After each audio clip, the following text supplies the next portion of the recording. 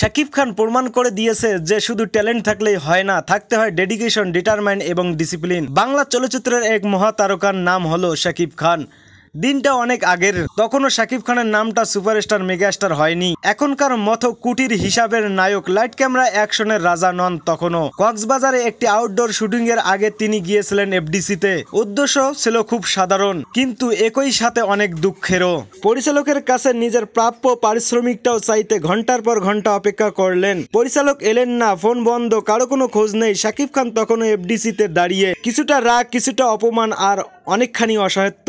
বললেন, মেজাজটা খারাপ হয়ে যাচ্ছে, কাল আউটডোরে যাব। পরিচালকের কোনো খবর নেই, নাই কোনো টাকার উদিশ। লোকে ভাবছে আমার কোনো শুটিং নেই, এফডিসিতে ঘুরে বেড়াচ্ছি। বড় অসহায় লাগে এভাবে দাঁড়িয়ে থাকতে। এই দৃশ্যটা আজকে ভাবলে কষ্টই লাগে, কারণ আজ আমরা যাকে দেখি রেড কার্পেটের রাজা হিসাবে, তিনিও একদিন ছিলেন এফডিসিতে করিডোরের অবহেলিত প্রতীক। এভাবেই ধাপে ধাপে অপমানকে গিলে পরিশ্রমকে একমাত্র অস্ত্র বানিয়ে তৈরি হয়েছে এক নাম, শাকিব খান।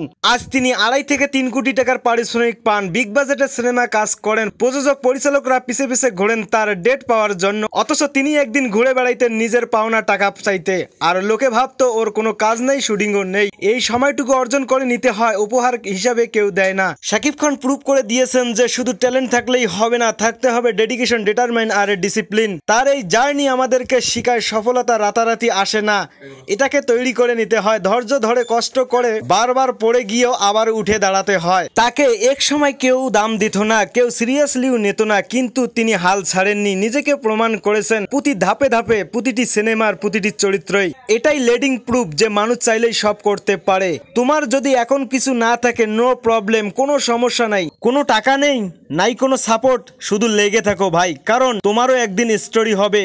আর তোমার এই স্টোরি থেকে কেউ অনুপ্রাণিত হবে, কারণ শাকিব খান একটি নাম নয়, ইন্সপায়ার।